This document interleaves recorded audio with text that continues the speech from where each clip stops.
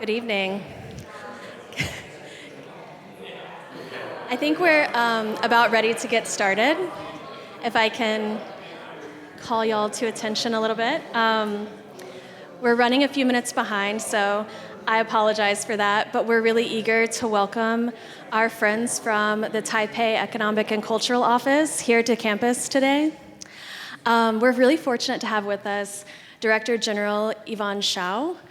She's going to open us up with some remarks to get the conversation going. I just want to underscore the work that TECO is doing here in our region. TECO Houston covers 5 states, including Texas, Oklahoma, Arkansas, Louisiana, and Mississippi. Their mission is to promote exchanges and cooperation between Taiwan and the southern United States in trade and investment, science and technology, culture, education, and tourism. So really pleased to have Director General Shao here with us tonight. We're going to welcome her to give us some introductory remarks, and then we'll get started.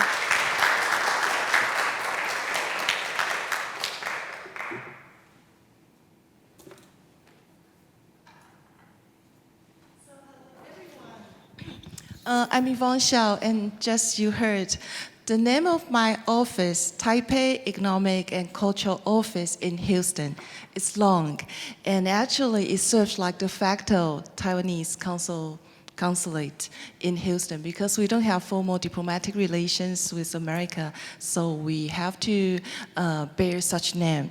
And today I'd like to start by thanking you to be here today, especially to showing your interest in Taiwan. And it's good to be here because last year I met with President Frank Neville and we were talking about some cooperation.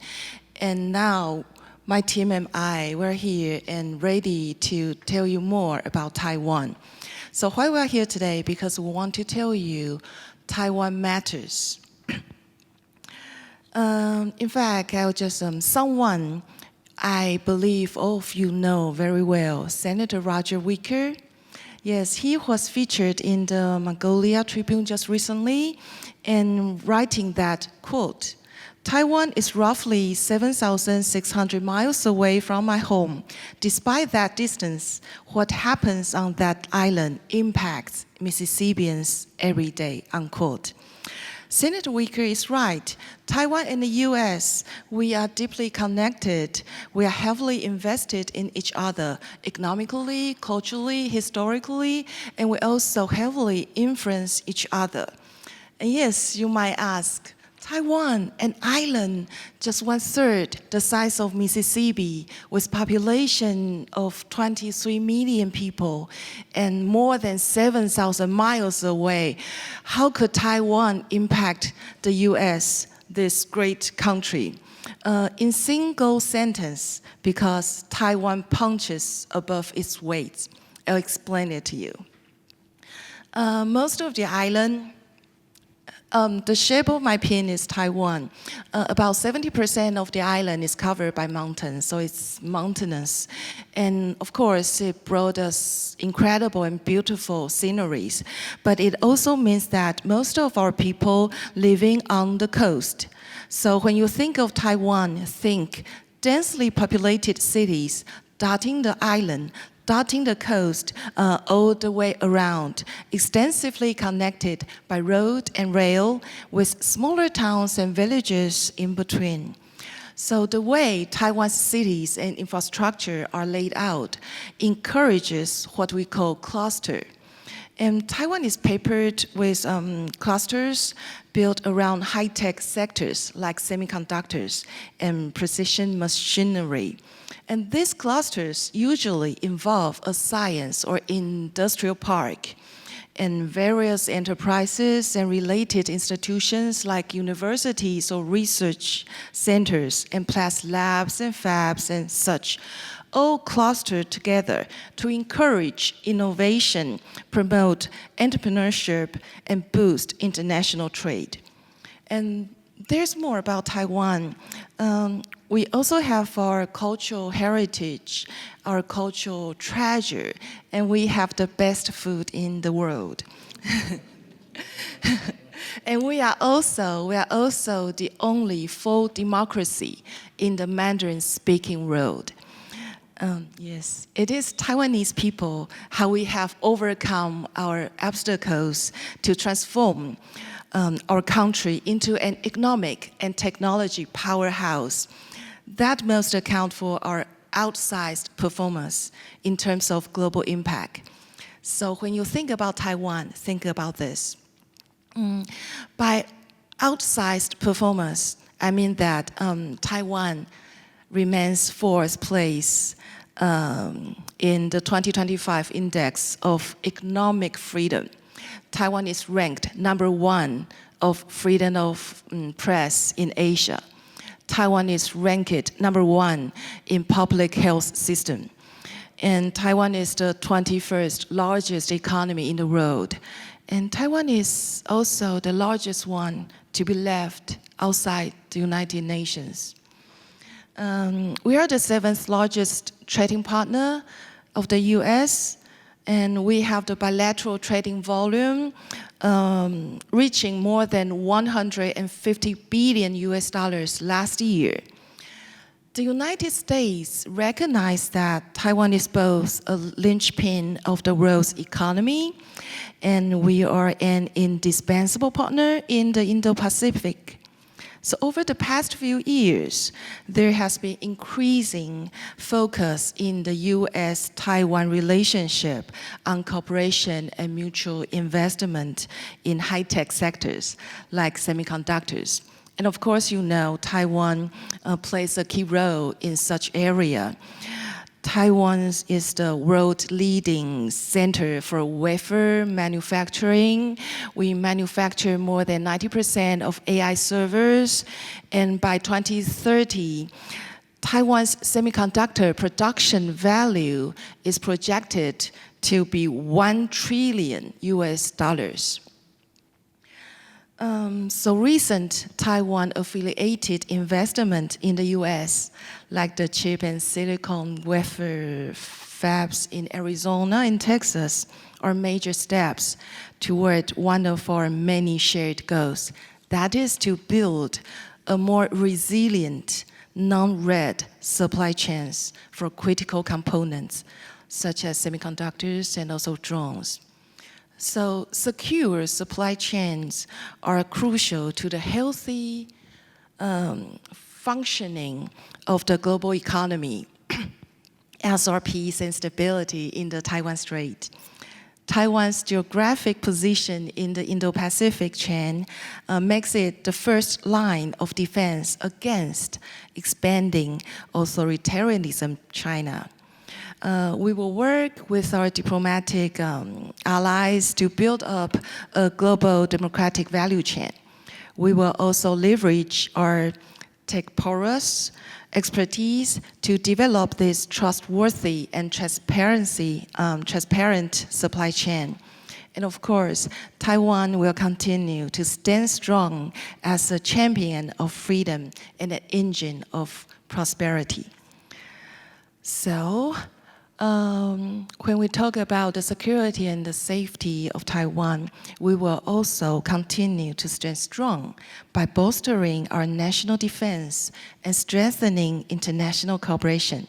At home, our president, who was elected last year, he announced the 4 pillars of peace action plan. One of it is calling for improving our national defense and resilience. And for example, our government plans to raise our defense budget by 20% next year. So we're gonna reach 3.32% of our GDP. So we're gonna opening funds for more training, development, and also armament. We hope to eventually reach the NATO standard of 5% of our GDP. Yeah, it still have some time to go, but we wish to reach the goal by 2030. So abroad, our diplomacy, we call it integrated diplomacy strategy, which include Taiwan's leverage of diplomatic, technological, and also economic strengths. We want to maximize mutually beneficial impacts and outcomes. Taiwan is important to the world, and working with the international community to build a more free, peaceful and prosperous road is very important to Taiwan. And that is why, even with China's malign distorting the United Nations General Assembly Resolution 2758, try to block Taiwan's participation in the international organizations or bilateral or multilateral mechanism. Taiwan is still working very hard. We explained or tell everyone that actually the resolution I just mentioned it doesn't mention Taiwan, nor does it state that Taiwan is part of People's Republic of China. But China uses to be in one China policy and force the rest of the world to recognize that Taiwan is inseparable from China, but actually it's false, it's not true at all. And during the past few years' experience, especially what Taiwan had done during the COVID, just 4 or 5 years ago, we tell the world that Taiwan can help.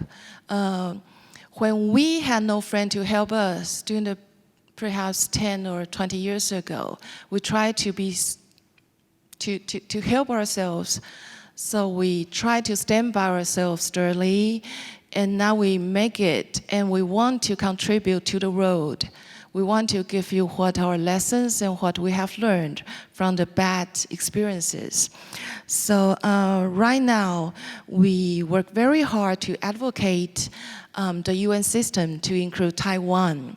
Because, as I say, Taiwan, the size is small, the population is little, but you've seen our power economically and also what we can contribute to the World Health System. It's just an easy decision for the world and also for the United Nations. That is, Taiwan can help, so just let us help. So before I closing up, I have one more thing to share with you. Taiwan is the 6th largest export market for U.S., and the U.S. is the largest export market and also the largest import supplier to Taiwan in agricultural goods. So just a few days ago, Taiwan dispatched agricultural goodwill trade mission to the U.S., and we just announced the commitment. In the next 4 years, we're gonna spend more than $10 billion to buy American agricultural goods, mainly soybeans, corn, wheat, and beef. And I think most of them, or part of them, will come from Mississippi. So I want to thank Mississippi and your farmers to offer high quality agricultural goods to Taiwan and to be presented on our tables. So I'll just stop here and leave it to our esteemed panelists. Today, we're so honored to have Dr. Richard Bush from Brookings Institutions and also Dr. Yao-Yuan from Houston University of St. Thomas. And of course, you all know your President Frank Neville. Yes, they all know a lot about Taiwan, so I want to thank you, gentlemen, for agreeing to share your expertise and also your observation. And I hope everyone, and I believe everyone, will enjoy the panel. And I want to encourage all of you not to just learn from Taiwan, but to visit Taiwan. And I believe our panelists will agree with me. It's really worth the time and the trip. So I welcome you in Taiwan. Thank you so much.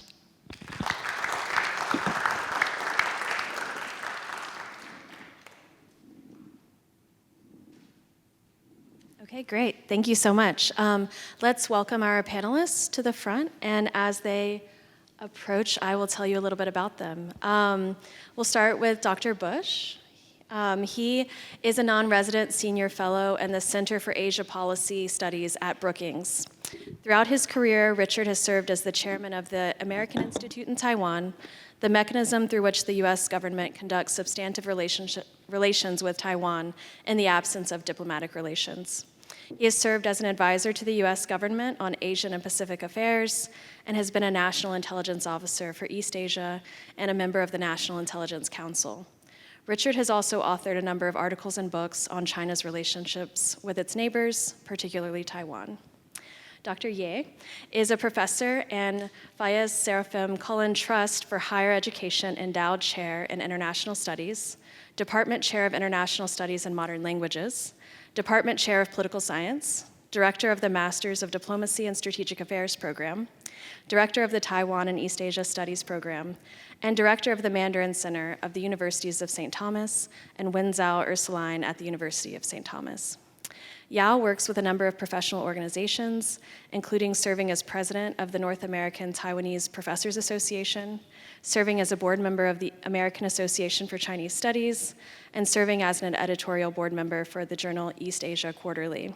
He is also co-founder of the Taiwan Policy Initiative. His research focuses on public opinion, foreign policy, international security, and US-China-Taiwan relations.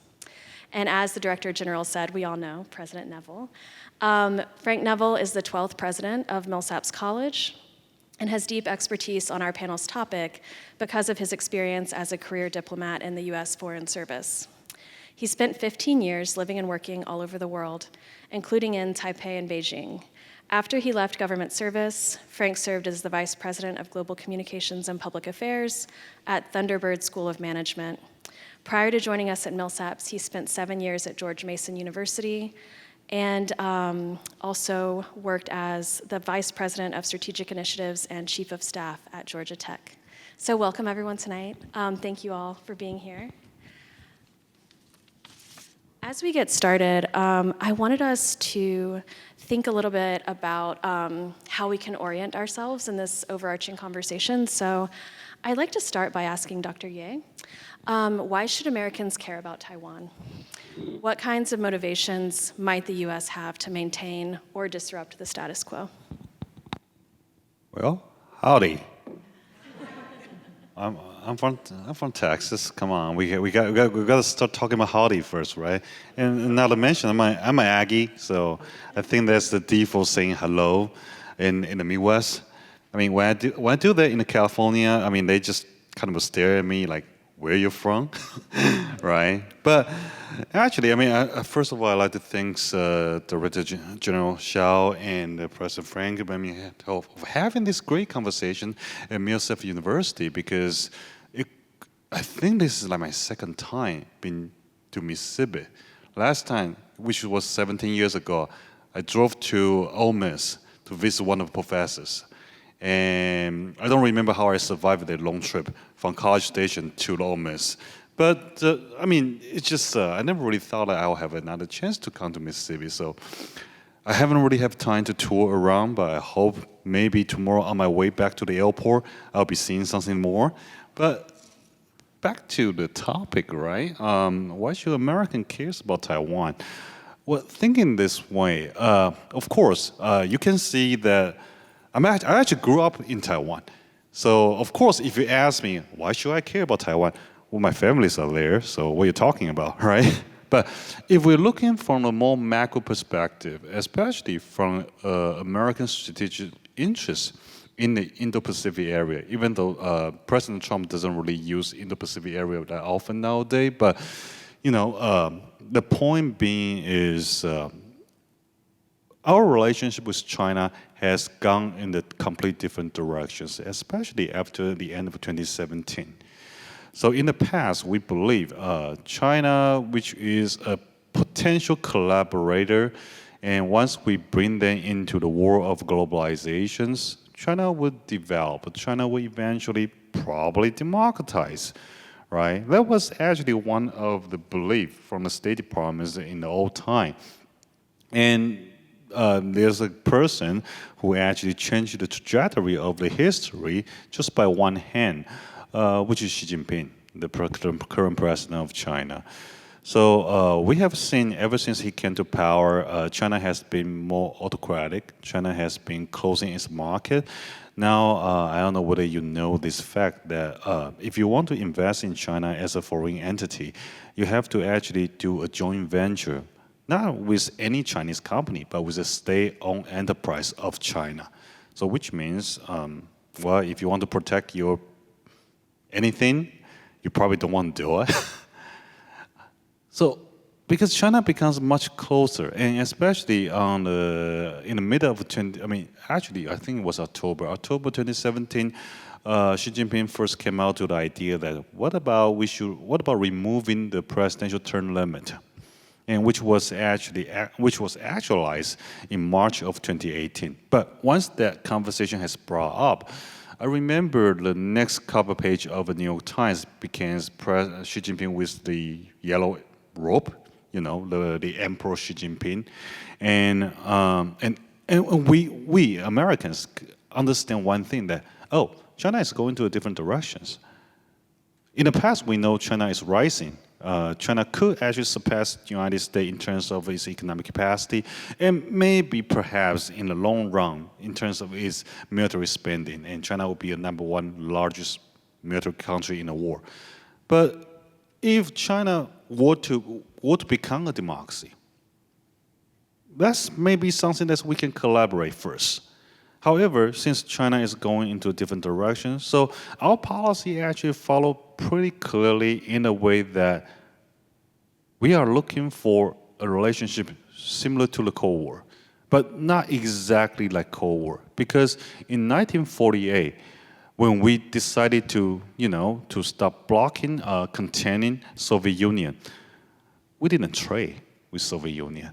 There's no cross-cultural communication. There's no iPhone. There's no capital investment across from United States to Soviet Union. Everything was blocked already. So we could just say, hey, we're not gonna talk to you anymore. We're not gonna interact with you anymore. We're going to contain you, block you from our ally. In 2018, when we first started our trade war, or trade frictions, if you prefer, against China, there's no way we can block China. In about mid of 2015, if you go to Walmart, 80% of products are manufactured in China. Nowadays, the percentage has declined significantly. But in 2010s, 2015s, you can't extract yourself just one knife from China, right? So, of course, you have heard about different languages that's being spoken. Biden like to use de-risking. So our relationship with China is we collaborate when we collaborate, we compete when we compete, and then we need to de-risk the tension on both sides. Of course, not many people really understand what exactly is de-risking. Trump sometime, I think it was about 3 months ago, the White House actually say that, well, we're decoupling against China. But if you're looking over the policy orientations over the past 6-7 years, we are decoupling against China. We are encouraging American enterprise or American suppliers to move out from China. Of course, when Trump came to the office, he's adding, another layer of complexity by asking all those suppliers to come, or manufacturers to come back to the state. That's different. That wasn't really in a bigger plan under the Democrat administration. But our competitions against China hasn't really stopped. So if you know this logic, so basically we're going into the Cold War, not like the old one, but close to the old one. Then Taiwan sits around about 100 miles away from China, and which is also under the first island chain to block Chinese naval powers from, leaving the first island chain without our observations.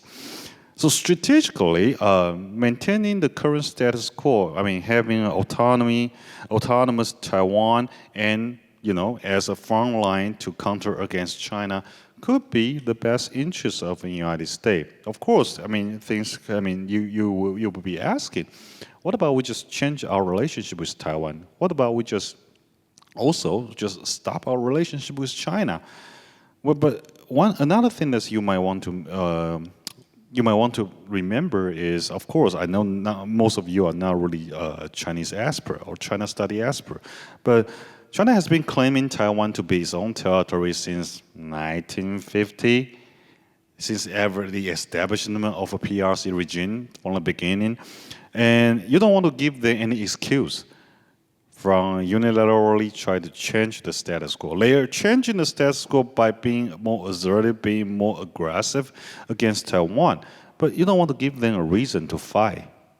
So that's why the American policy toward Taiwan is we want to maintain the status quo. We are adjusting the status quo in corresponding to the level of Chinese escalations against Taiwan. But not to a level that, well, tomorrow we need to sign a bilateral security treaty with Taiwan and abandoning our relationship with China, unless something drastically has happened. But before that, having Taiwan as an independent, autonomous country and being able to siding with the United States, providing this first island chain blockage against China, seem to be very critical. Of course, a lot of people like to talk about the importance of chip manufacturer or, the small and medium enterprise of Taiwan actually supplying a number of critical goods, a number of critical industrial products to the United States. But I mean, I'm a structural realist. I look at everything from the conflict perspective. But the importance of Taiwan is very simple. If you want to win the competitions against China, you need Taiwan to be on your side. That's it. Thank you for situating us very much in our strategic priorities in the contemporary moment. And so I'd love to turn to Dr. Bush and ask, tell us how we got here in the U.S. and Taiwan relationship. What is the historical context, and how does it impact the contemporary state of the relationship? Thank you very much. Which can you hear better, this mic or my voice? Okay. Well, I appreciate the opportunity to be here. Thank Frank Neville for the invitation and Virginia for her arrangements. I want to thank Yvonne for your support for Mississippi, along with your other states. I realized that I made a mistake in volunteering to provide the historical background because I don't know where to start, and there's just too much information. So I'm going to do it the easy way and go by decades. And my focus is on the Republic of China, which is the official name of the current government on Taiwan, but it used to rule on the mainland of China. So here we go. The 1940s were a terrible decade for the Republic of China. Number one, because there was the Japanese war and occupation. Then after that was over, there was a civil war with the communist armies. The communists won, and the ROC government and part of its military had to move to Taiwan. So pretty much a disaster.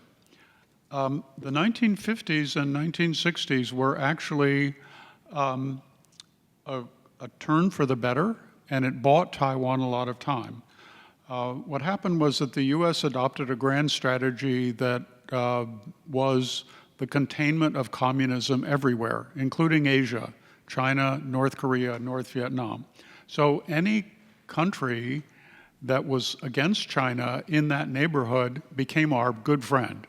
So we gave a lot of economic and military aid to Taiwan. We had a defense treaty with Taiwan that pledged us to come to their defense. We helped Taiwan maintain its position in the international system. Our diplomats worked very hard in that regard. And things were going well. During this time, China was weak militarily, and it was torn by internal dissension. So it really wasn't a threat. However, we need to remember that in Taiwan at the time, and up till today to an extent, there was a severe political division on the island, and that was between the people whose ancestors had come to Taiwan from China decades and centuries before, on the one hand, and the nationalist government and the people associated with it on the other. And the takeover of Taiwan by the nationalist military and political and business organizations was awful. There ended up being a major revolt on the island that was put down brutally, and every Taiwanese family, every native Taiwanese family lost a family member, a good family friend, a favored teacher or doctor. And the bitterness between the two groups was the defining feature of Taiwan politics, sort of down to recent decades. The ROC government made matters worse by imposing on an authoritarian regime on the populace, which denied the majority of the people of Taiwan, whose ancestors had come before, any say in government policy. We get to the 1970s, things start to deteriorate. And that's because Richard Nixon changed US grand strategy. Instead of the containment of China everywhere, it was the containment of communism, instead of containment of communism everywhere, it was just selective. And so all of a sudden, because China was the enemy of our enemy, the Soviet Union, it became our friend. So Nixon seized this opportunity, and then Watergate happened and he couldn't follow up. But then President Carter came in, he had the same approach, and he finished the project. He established diplomatic relations with the People's Republic of China. He terminated diplomatic relations with the Republic of China and Taiwan. He terminated the defense treaty with Taiwan. And our relationship with Taiwan was on an unofficial basis, which was complicated, and I was part of it for a while, and it involved jumping through a lot of hoops. The ROC government at that time also had to contend with the beginnings of a opposition movement calling for democracy. Now, China believed at this time, the early 1980s, that because the United States had cut off its official links with Taiwan, this was the right time for Beijing to pressure Taipei to capitulate and to be willing to become a part of the People's Republic of China, to end the Republic of China. The approach it adopted was the same that it used towards Hong Kong, and that didn't work out so well, as we know. Nobody in Taiwan was in favor of this, and they've never been in favor of it. But there was, in Taiwan at that time, there was great anxiety about the future. But there was also a good side for Taiwan. One of the things that happened in the early 1980s and mid-1980s was that economic relations between the two sides of the strait, which had been banned by the Taiwan government, began to open up. Taiwan had reached a kind of economic plateau by producing in Taiwan, being able to market to the huge Chinese market, to be able to produce and assemble goods in China with low-wage labor for big box stores in the United States. It was a great boon. Taiwan did really well and has done really well over the last several decades. And a lot of Taiwan families have been wealthy in the process. The second good thing that happened in the 1980s was that the leadership of the Republic of China, this authoritarian ruling party, decided to begin the transition to democracy. And there are a lot of complicated reasons why they chose to. And there was domestic pressure. There were reformists in the KMT. There was also some US pressure. But the result was astounding. Here you had an ethnic Chinese society, which people said never could do democracy.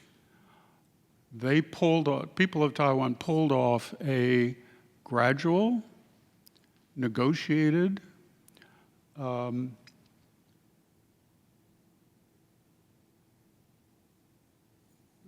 sorry, I've lost myself.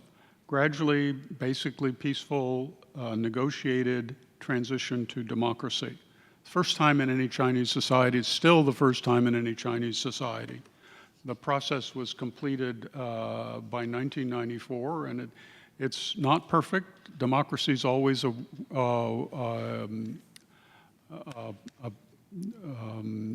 project that continues. But it was an amazing thing to watch and be a part of. So all the things we associate with democracy happened in Taiwan. And there was an explosion of ideas about where Taiwan should go in the future. On the one hand, everybody agreed with the idea that Taiwan should play a bigger role in the international community. There were some people who believed that Taiwan should be a completely independent country. And the previous opposition movement, which turned itself into the Democratic Progressive Party, it had factions who were in favor of legal independence. The People's Republic of China believed and believes to this day that the DPP is working towards a legally independent Taiwan.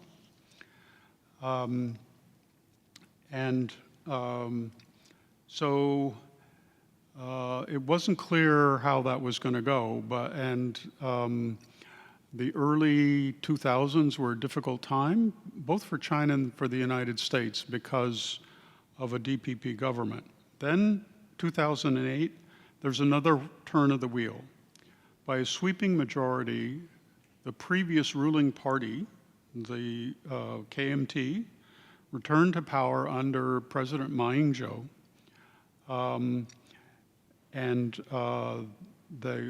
his party also won absolute control of the legislature. He believed that the best way to preserve Taiwan's freedom, prosperity, and security was to engage China, to reassure China about its intentions, to maximize economic cooperation between the two sides of the strait, and then some. If this sounds a little familiar about US policy during this time, I don't think it's an accident. But then his program ran out of steam. He may have been going too fast. There was a protest movement against him, and his party lost power in the 2016 election. And the victor was the Democratic Progressive Party. Its leader was a woman named Tsai Ing-wen, who I think is the smartest person in Taiwan. She's been a friend of mine for a long time. She's a genius. She was more moderate than her DPP predecessor. She was cautious and then some. The US had been hostile to her predecessor, but they trusted her and appreciated the sensible way that she was running policy towards China. Tsai's election, though, prompted, I think, a serious reflection in Beijing. They thought that with President Ma, they were moving in the direction they wanted to go, ultimately to unifying the two sides of the strait. But now there'd been a reversal in Taiwan. They worried that the DPP had become the permanent majority party, and they had lost the prospect for unification.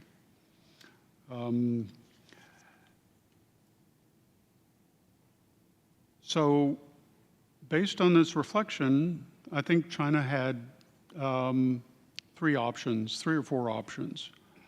One was to accept that its past policy, which is called one country, two systems, had failed, and that they needed to do something new, something that was Taiwan friendly in its terms and conditions. But I think that was always locked in, always unlikely. The Chinese had locked themselves into this failing policy.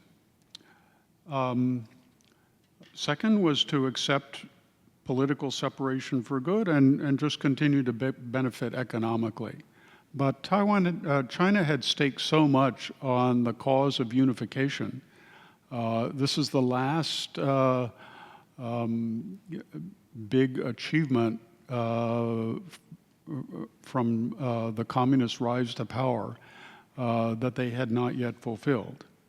Another option was to go to war and run all the risks that involved, including possibly fighting a war with the United States, which would come to Taiwan's defense.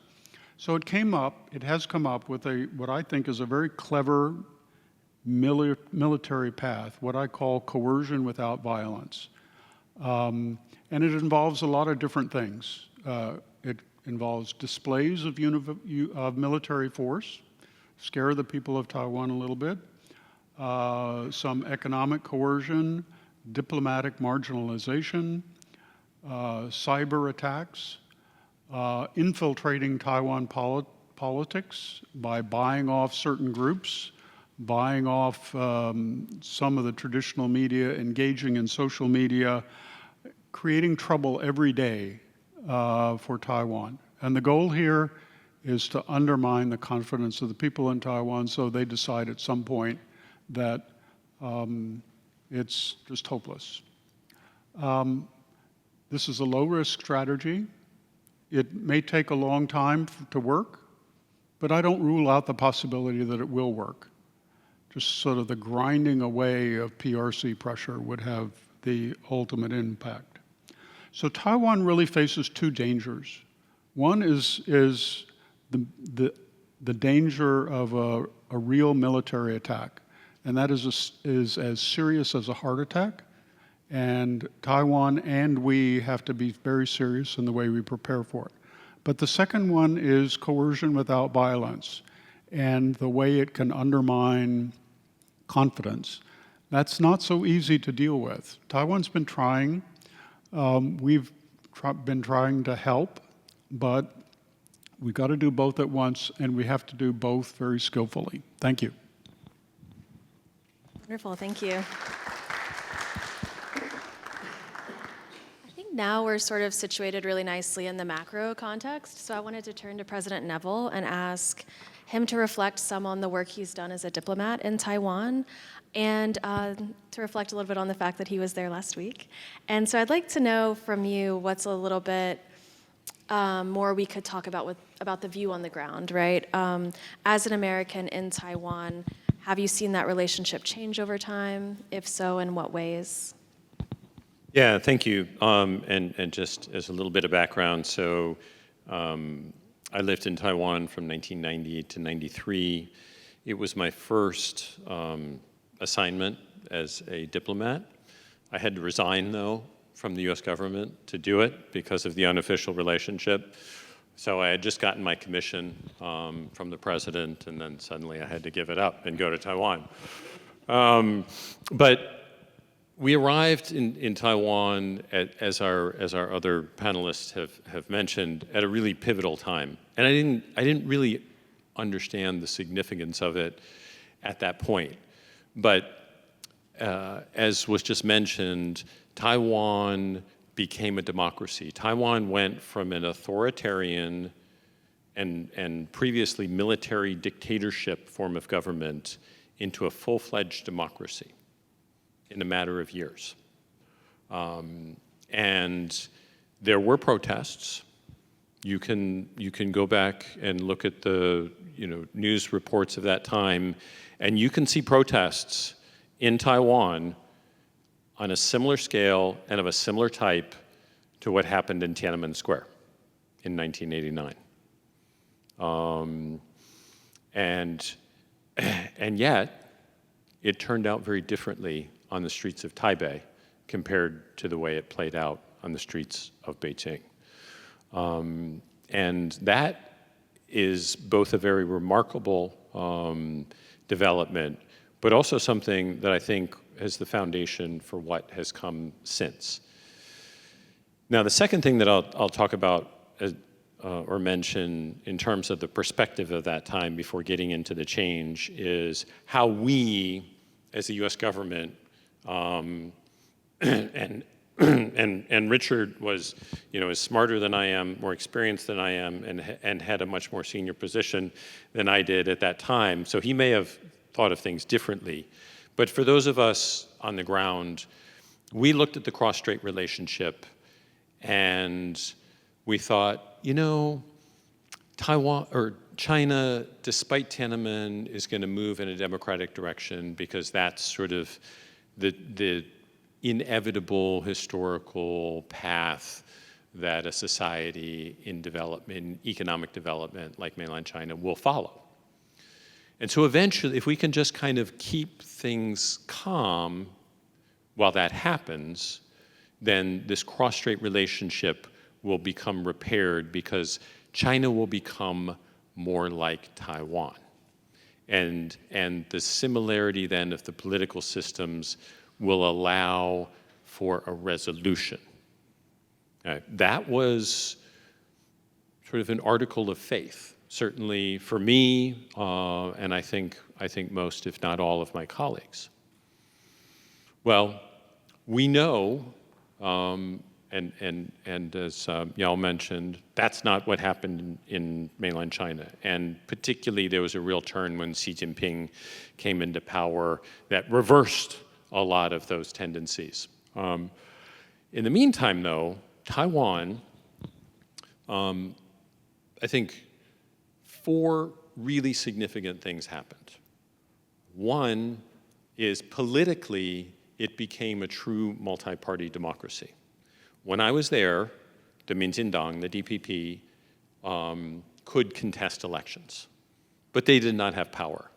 They exercised power by stealing microphones from the speaker of the legislature and throwing their shoes in protest at things as things got rammed down their throat in the legislature.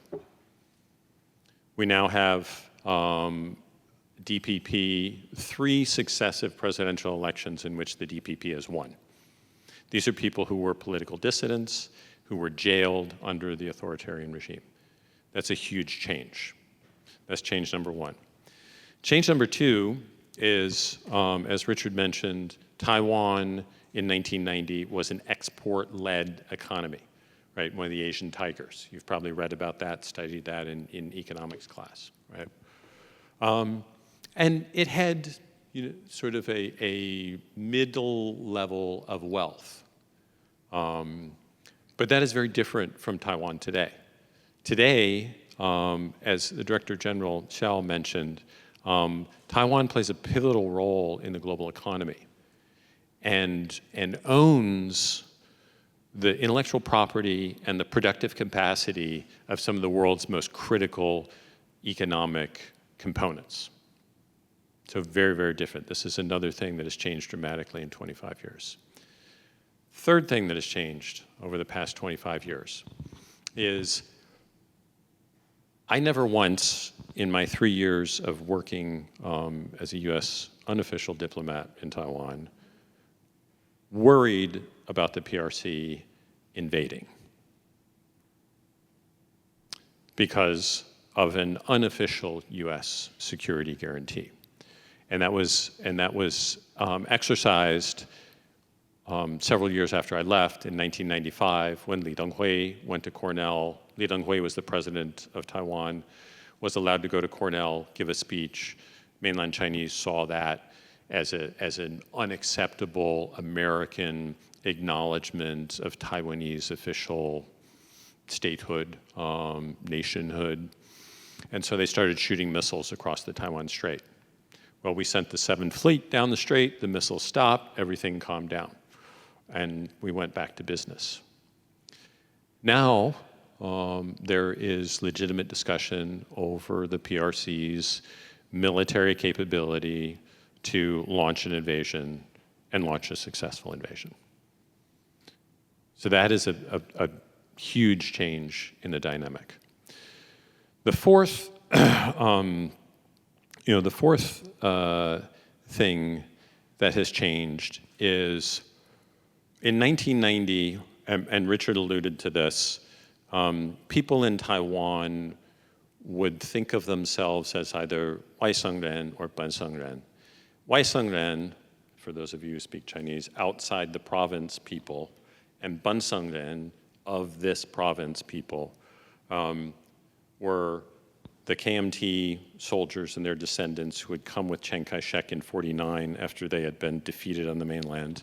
Bansengren, the people of this province, were the primarily Fujianese, descendants of Fujianese immigrants to Taiwan over previous centuries.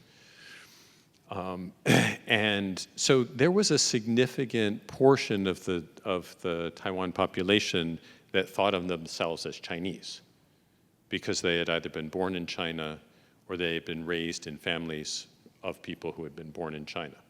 And this political division that Richard mentioned exacerbated that because the Minjindang was the party of the Bansengren and the Kuomintang was the party of the Waisengren. So now, after the turn that Yao talked about and the failure of the one country, two systems model in Hong Kong, and to put a finer point on that for those of you who might not be familiar, it was basically the complete eradication of the rule of law and the protections that had been put in place through the handover agreement when Hong Kong was returned to the mainland. And that was the crushing of the democracy movement and the jailing, et cetera.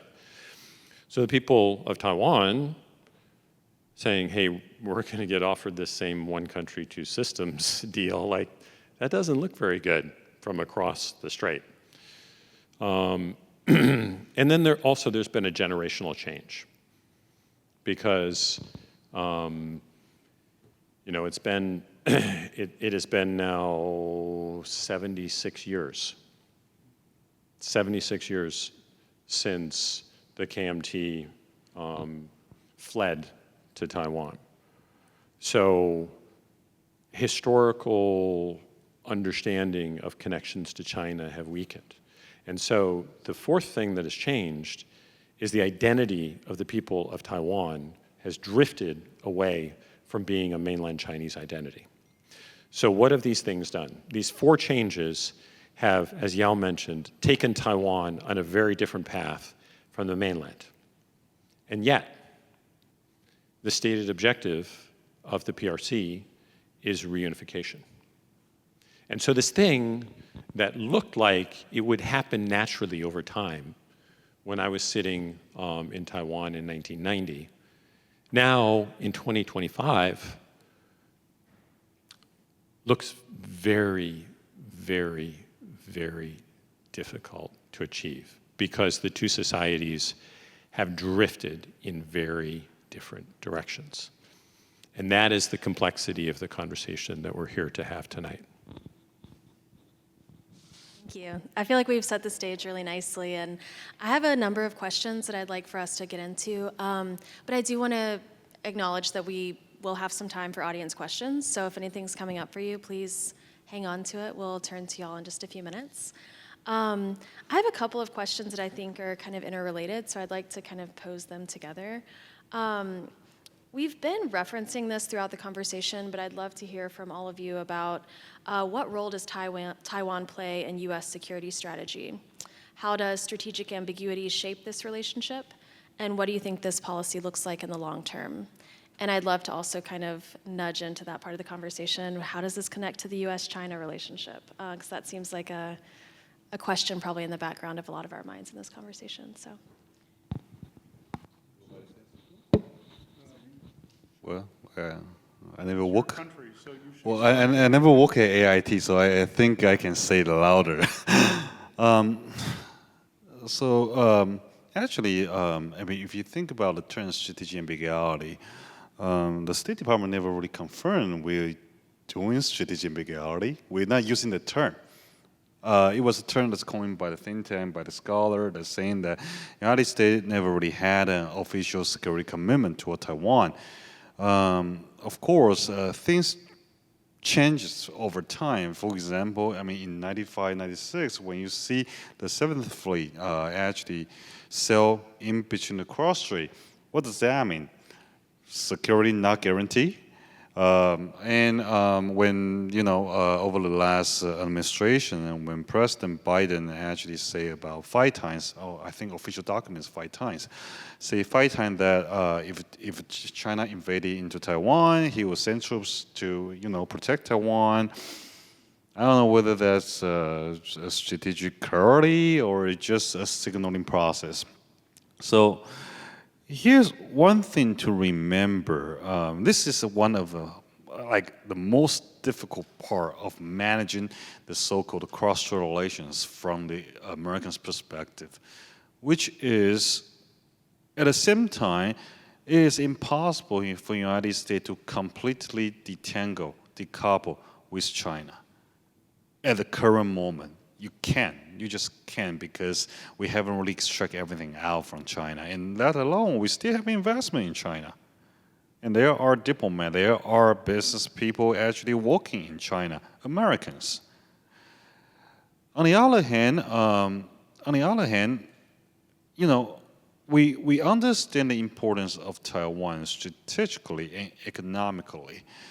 But if we're too bold and provide a higher layer of a strategic clarity, which there was a newspaper 2 days ago from Japan, reporting that this year the White House strategic papers is going to talk about some level of a strategic clarity with Taiwan, but I don't know. I was very doubtful. Like, really? You're gonna put it in the paper? The point is, if we're just very bold and saying that we're going to commit to Taiwan's defense, that's pretty much put an end to Chinese potential aggressions or Chinese potential invasion to Taiwan, right? I mean, the point is, would China actually want to fight over the United States just over Taiwan? I don't know. I mean, we're talking about 2 nuclear countries that's potentially engaged into the warfare. I don't think none of us, including everyone here, would like to see that coming. But at the same time, if such a signal were to be received and were to be believed, that's a credible signal from the United States. Well, what's the best interest of China? Maybe before the United States send anybody to Taiwan, we should attack Taiwan now. And you were creating a very awkward situation where you're forcing China to take a move at the moment.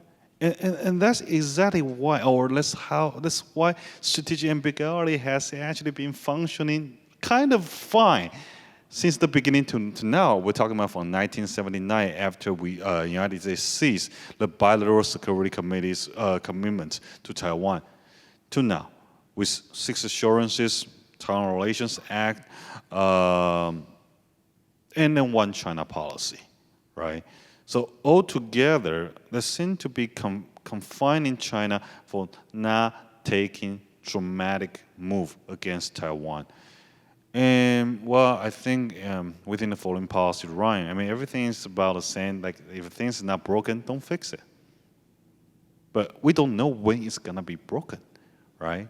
And what happened is, especially, I think the State Department has learned a great deal from the Ukraine war, which is, well, we didn't really have much commitment to Ukraine at the beginning, right? And and of course, we don't want the NATO to be committed to Ukraine too, because, again, you're putting Russia into a very awkward situation. But despite of all that fact, Russia still invaded into Ukraine, right? So what should we do if we don't want a war to occur? Because the best strategy that we should do is to deter the enemy from aggressing into you from the beginning, not afterward. So what we have seen, especially from 2022 to now, is we've seen a series of strategic clarity under the line of ambiguity.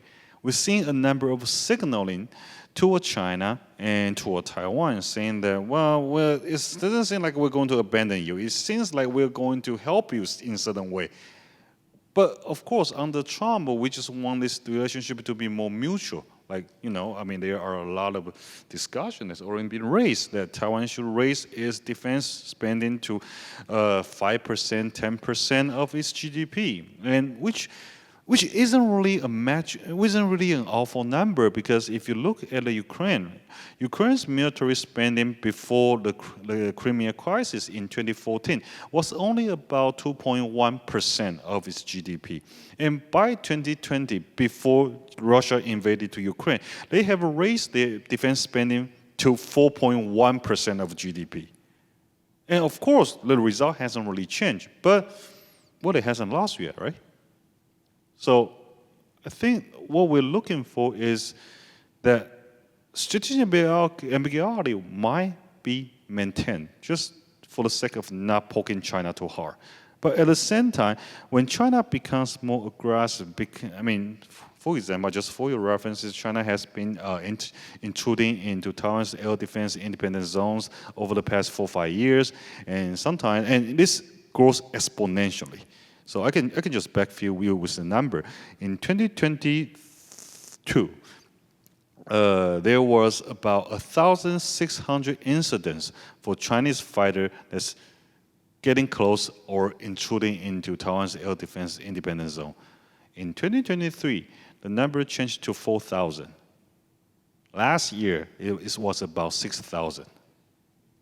So this is the frequency that's demonstrating how much they have escalated the tension, right? So, with the tension being escalated, it makes perfect sense for the United States to just saying a little bit more or doing a little bit more to ensure that, well, we're not saying we're sure that we'll do something, but we don't want this war to occur. And the status quo is still the ultimate, conditions that every party can accept. Don't break it.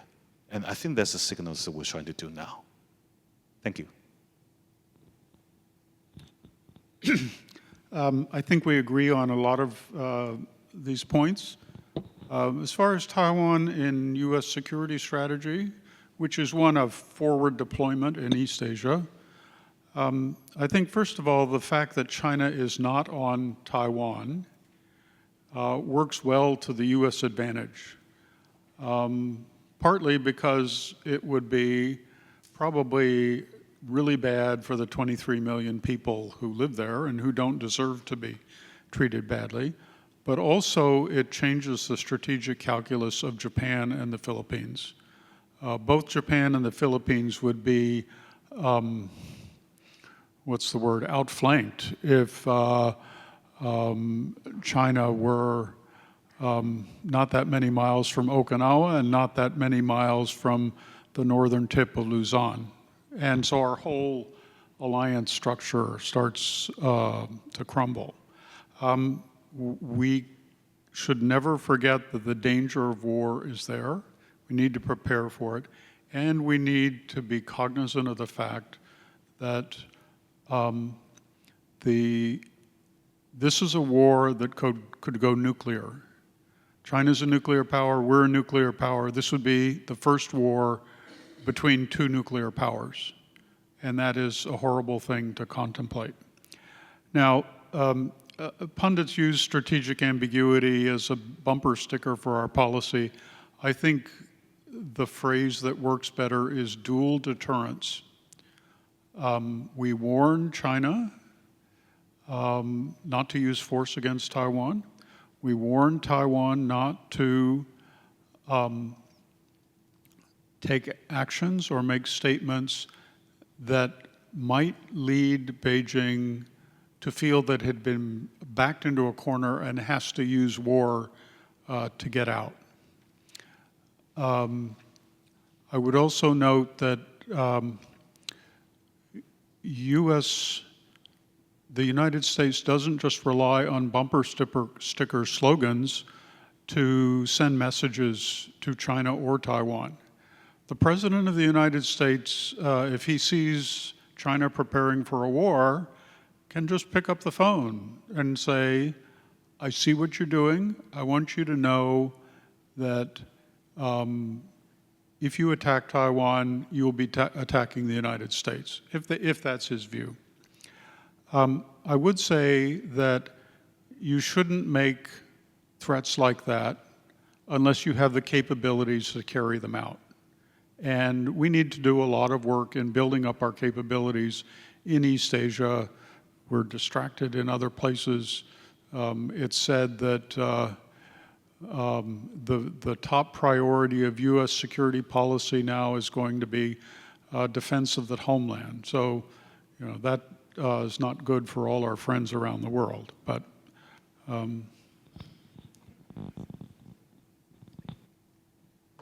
if you're in my class, you know that I would gladly ask many more questions, but I do want to open it up to the audience. Do any of you have questions? If so, raise your hand and I'll bring you the mic. All right.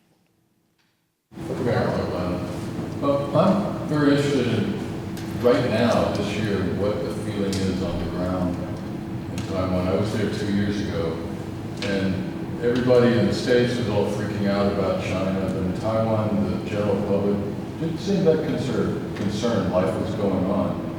But since Lai Ching-te has been elected president, is there any sense among people or experts that perhaps the DPP will, under him, instead of Tsai Ing-wen, might make a misstep?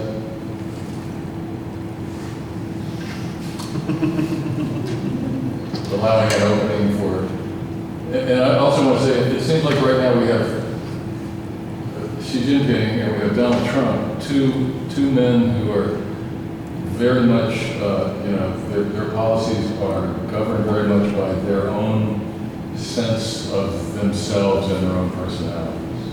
It's less a strategic thing sometimes than it is about, Xi Jinping wants to fulfill his legacy, as he said.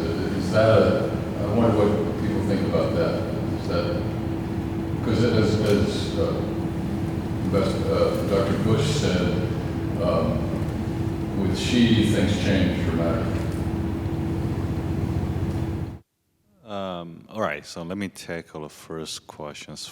The move in Taiwan is very complicated because, imagine you're living in a place where for the past, how many?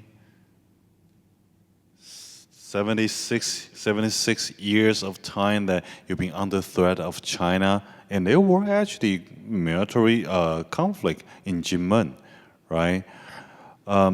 So most of Taiwanese people, even though they are maybe about 40%, 30 to 40% of people who support Democratic Progressive Party, another 30-40% of people who support the KMT, the Kuomintang, and there are about 20-30% supporting like the Taiwanese People Party or the independent voter. But most of them, even within the DPP supporter, they don't believe the war will actually happen tomorrow.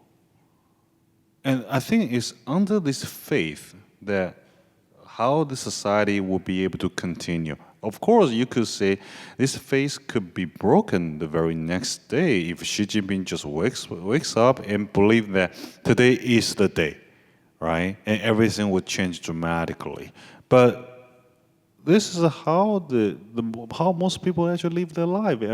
If you worry about a war that's going to happen tomorrow and just everything that you're doing is to prepare for this possible war that's come to your door the very next moment, then you can't really run your routine. So, what's interesting is the Taiwanese society is very divided. There are people who believe that we have to reinforce our military training, we have to be better equipped and being just more capable of defending our nations. But there are also a significant number of people who believe that, spending money on the military isn't really worthwhile, so we might spend money on healthcare, on education, on housing price, on housing subsidies that seem to be more relevant to their life, right? Society is divided. So is their attitude toward China. One camp would say that we will never surrender to China, we will never really want to be under China. there are people who believe that. I mean, and it's not like a tiny number. There are roughly about 30% of people who do believe, well, getting closer to China isn't really a bad thing, which is very different from the state's perspective on China, right? And to them, peace is the ultimate goal. Anything that can actually help Taiwan to achieve peace, we'll take it, even though that could actually involve some level of sacrifices of their own autonomy. So the society is divided, and that's why the election result is also divided, right? I mean, under Tsai Ing-wen administrations, the Democratic Progressive Party has the executive power and also holds the majority in the legislature, in the parliament. Now we have seen a divided legislature. I mean, the majority of the legislators are held by the KMT, not the DPP. And we have seen a number of turmoil over the past 2 years. Just right after the election, there's a lot of issue over there. So I don't really know exactly what they're thinking in a way that if you imagine, like you're in the shoes of Ukraine, and then you presume that next day that Russia is going to invade you, is going to march their tanks to your capital, how would you prepare for that? And actually, the answer is on February 23rd, 2022, most of Ukraine don't believe Russia will invade Ukraine. And with a snap of time, things just happen. And this could actually be the future of Taiwan. But how would you be able to convince the people in Taiwan that, no, this is your future and you have to be very prepared for it? I don't think that's feasible, and let alone, I mean, if you're the government of Taiwan, if you're Lai Ching-te, right, broadcasting the fear of war that will happen in the next day, his approval rating is tanking already. I mean, I don't think he wants to drop his approval rate lower than 20%. So what would be the best strategy? Actually, as a political scientist myself, I don't know the answer to the questions. Because by far, telling people that we're in danger, we need to be better prepare ourselves, but not largely coercing your public, not say coercing, but being very explicit that this could happen the very next day. I think that's what the government is doing. And of course, answer to your last questions, I don't think Lai Ching-te would be interested in changing the status quo dramatically. And I mean, you can see he's, I mean, before he became a president, he's the son of Taiwan independence. And after he won the elections, in his inauguration speech, and you can see a lot of ROC in the statement. He knows how to play. And I think every Taiwanese, including the Democratic Progressive Party, understand that notion that you just can't really do it, right? Unless the environment has changed.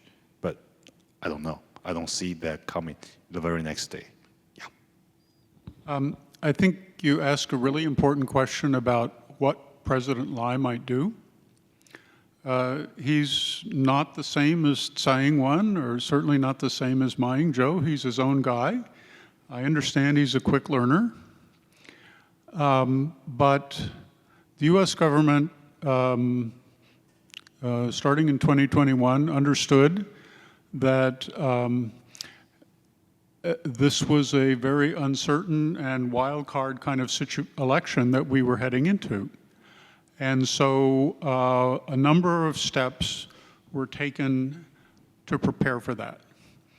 And I know this because I was the one who suggested a lot of the steps. People seem to think that I'm the institutional memory on how to prepare for Taiwan elections. So the first thing I suggested to the new person going out to are there any journalists in the room?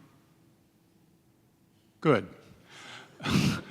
I suggested to the person who was going out to be the director at AIT, organize a systematic effort to get to know each of the 3 political campaigns, who learn as much as you can about the candidates, build personal relationships with them, do the same with their advisors, do the same with their staff, so that the lines of communication are already established if you need them under any circumstances.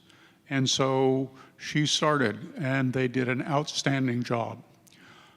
For people here in Washington, I laid out a series of steps that they should be prepared to take in a certain sequence with a certain timing. And they did that, they improved it. Fortunately, somebody wrote it all down, so I don't have to get called in again. Finally, the person who is now director at our office in Taipei is one of our best Taiwan diplomats. He is an old friend of Lai Ching-te. He's a drinking buddy of Lai Ching-te. He talks to Lai Ching-te in Chinese. He is the best possible person we could have to keep Lai Ching-te on side. Ray Green.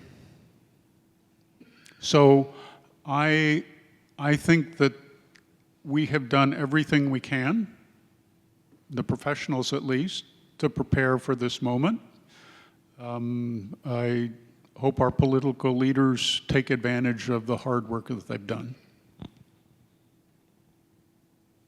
I think we have time for another question or two. When you ask what Taiwanese think about all this situation in Taiwan, I think in most of the situation, money talks. So I'd like to share with you information. During the past few years, the stock market in Taiwan each year grew at least over 20%. Yeah, so you can see, though with China's threat, though with the turmoil in our domestic politics, but Taiwan's economy is still booming and money coming into Taiwan. So what does it mean? Thank you. So that's a buy signal concerning TSMC? It's always a buy signal for TSMC. Disregard what you have seen. Yeah. Do we have any other questions? Tommy? Oh, I don't need the microphone. So, sorry. As the director just brought up, obviously the economic relationship that the United States has with the island of Taiwan is very crucial for the United States' foreign policy and viewpoint and policy decisions for that area. So I'm wondering, from the information that all of you know, what is Taiwan's current capacity to defend itself against industrial and technological sabotage, probably from mainland China? Because it seems to me like that would be a primary avenue of incursion from China to try to strain relations and separate Taiwan's importance from U.S. foreign policy. Well, Taiwan has private enterprise, so it is first of all up to the major Taiwan companies to protect themselves. And there are plenty of resources on how to do that. If they want our help, there are plenty of experts here that would be happy to get paid to live in Taipei for a while. The Taiwan government has started to work on strengthening the cybersecurity of the government as a whole. But governments are sort of divided among different agencies. It's true of our government, it's true of theirs. Those agencies don't necessarily talk to each other. And so to have a whole of government defense against the kind of attack that you're talking about, it's easy for me to say, but it's hard for the bureaucrats to do. But I think there's an understanding that it has to be done, so that's the first point of wisdom in dealing with a problem like this. I could just say one quick thing on that. So an actual intrusion of the sort of significant degree that you talk about would be, I think, pretty improbable in the current situation. For the very simple reason is that once you do that, it would be hard to not be discovered. And that would be hugely provocative. So the way intelligence agencies normally work is they prepare to be able to do that in a critical, like, crisis situation, right? So the idea that Chinese intelligence has tried to do that and may have discovered vulnerabilities and are keeping those vulnerabilities or their knowledge of those vulnerabilities to themselves and then waiting, for a potential crisis situation to activate them is the way that most intelligence agencies are going to work, because that's the way to maximize the value. Because as soon as you act on it, it's hard to not be discovered. As soon as you're discovered, you can either trigger a crisis that you didn't want, in this case, or you allow that loophole to then be filled because it's now known. Does that make sense? There's one other factor, and that is inducing some restraint on China's part, and that is China does not know what our cyber offensive capabilities are and how much they would be damaged if we chose to use them. And that's a place where ambiguity works to our advantage. The less they know, the better, right? So, and it's a form of deterrence.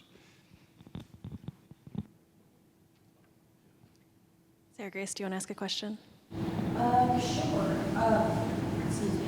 Sorry. This is more of a question about what would happen to China during the war.